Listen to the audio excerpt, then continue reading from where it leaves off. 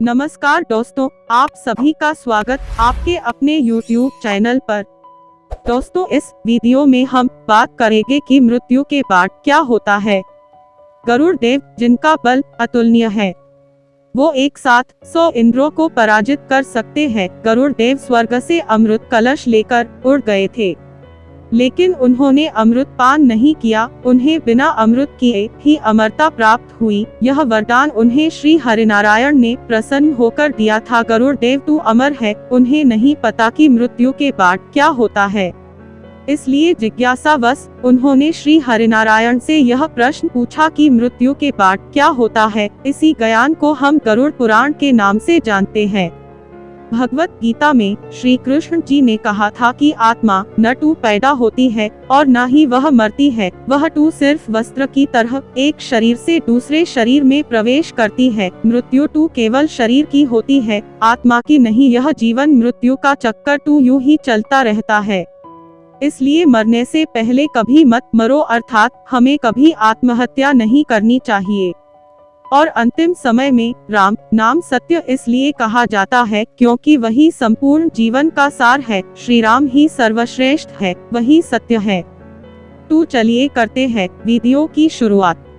मौत से कुछ घंटे पहले ही इंसान के पैरों के नीचे से अर्थसोल चक्कर टूट जाता है। मतलब इंसान का इस धरती से कनेक्शन टूट जाता है और पैर ठंडे पड़ने शुरू हो जाते हैं। मरने के बाद इंसान को उसका संपूर्ण जीवन चक्र जन्म से लेकर मृत्यु तक का याद आता है। और विज्ञान की माने तो यह सपना 7 मिनट तक चलता है, जिसमें उस मृत आत्मा को संपूर्ण जीवन चक्र दिखाई देता है। उसके बाद दिमाग अपना कार्य करना छोड़ देता है और फिर इंसान अपनी सुनने की शक्ति को भी खो देता है, जिसके बाद शरीर और आत्मा का कनेक्शन टूट जाता है। यह कनेक्शन टूटने से आत्मा शरीर से मुक्त हो जाती है। लंबे समय से शरीर में रहने के कारण वह आत्मा शरीर को छोड़ने से मना करती है, लेकिन वह अपने शरीर में प्रवेश करने में असफल रहती है। शरीर छोड़ने के बाद आत्मा शरीर से 15 फीट हवा में तैर रही होती है। वह अपने परिवार वालों को रोता हुआ देखती है और वह आवाजें उस आत्मा को किसी शोर की तरह सुनाई देती है। हिंदू ग्रंथों के अनुसार रात के समय अंतिम संस्कार नहीं किया जाता। अगर ग्रंथों की माने तो किसी व्यक्ति का अंतिम संस्कार रात को किया जाए तो उसकी आत्मा प्रेत योनि में प्रवेश करती है, जिसके बाद वह सदा के लिए हमारे आयाम में भटकती रहती है।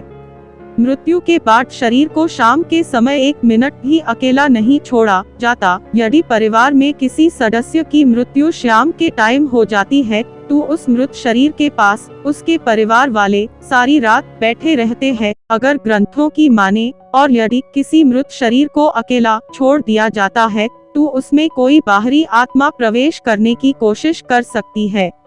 इसलिए मृत शरीर को अकेला नहीं छोड़ा जाता। अंतिम समय में 2 यमदूत आते हैं। वह मरने वाले के साथ वैसा ही व्यवहार करते हैं जैसा कि उन्होंने अपने संपूर्ण जीवन में दूसरों के साथ किया था। अगर मरने वाला अच्छा आदमी है तो वह बिल्कुल आसानी से अपने प्राण त्याग देता है, और यदि वह पापी है तो वह तड़प तड़प कर मरता है। उसके बाद यमदूत उस आत्मा को एक प्रकाश से भरी हुई गुफा में से लेकर जाते हैं, जो कि सीधे यमलोक की तरफ जाती है। अर्थात यमदूत उस आत्मा को यमलोक लेकर जाते हैं।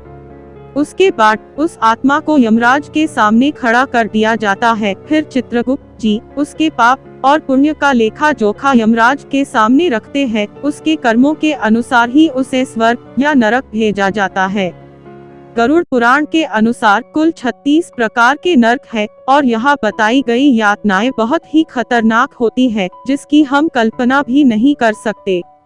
यदि कोई व्यक्ति आत्महत्या करके अपने प्राण त्यागता है तो उसे और भी अधिक कठिनाइयों का सामना करना पड़ता है, क्योंकि उसने निर्धारित समय से पहले ही हार मान ली। यह शरीर हमारा नहीं है, यह किराए का मकान है जिसे कुछ समय के लिए उपयोग करने के लिए मिला है। यह मिट्टी का शरीर है और इस शरीर को एक न एक दिन मिट्टी में ही मिलना होता है।